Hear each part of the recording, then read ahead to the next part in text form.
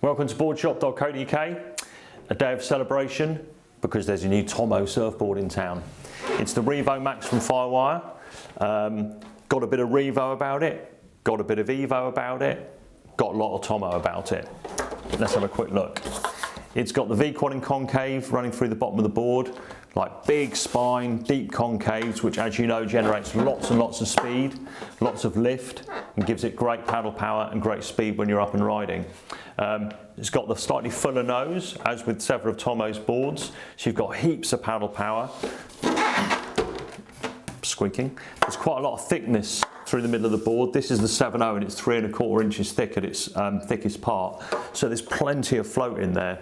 Not a massive amount of tail rocker because the channels that Tomo puts in his boards kind of substitute for tail rocker. So keeping it a bit flatter helps generate all that speed.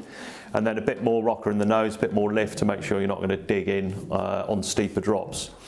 So as with all Tomo boards, sizing it is a subjective thing. You can go bigger, smaller. They tend to work if you oversize them, whereas some boards don't. As I said, this is the 7.0 and this comes in at 53 litres, so loads and loads of volume. But when you surf it, it just doesn't feel like you've got that much foam under your feet. His quad setup, the rocker line and everything, the fin positioning, make it really, really lively to surf and kind of belie how much volume there is in the board. Wave range, it'll go in anything from thigh to kind of big overhead. Firewire and Tomo are marketing it as a everyday stroke step-up board, but don't be put off by that step-up tag. It doesn't mean it won't work in normal conditions. In a bit of wind and chop, it will. It's set up as a twin.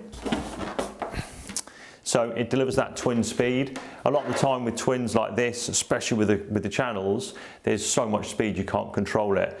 But Tomo conjures up his magic to make it totally controllable. And you don't need to have your foot right over the fins to do that.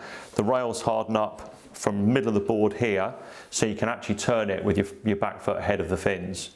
Tomo's also come up with a new fin specifically for this board, the Tomo Max. It's kind of a keel, but isn't too raked, so it gives you all that drive and control, but it's not too straight-handy like a lot of keels are. It's quite loose and it's quite manoeuvrable when you go to surf it. So they are the fin of choice. Other fins do exist, of course. We're stoked with this. It's a really good step into mid-length kind of range for Tomo, although the sizes do start at 6.0, 6.0, 6.3, 6.6, 6.9 and then 7.0, so you can tailor it against the kind of waves you're surfing and the kind of surfing you want to do. But if you're a fan of Tomo and you want easier surfing but without sacrificing all the performance, the Revo Max, yes please. Online right now, obviously you can trade in old boards, buy on 0% finance or get in touch for advice, but this is going to be a banger.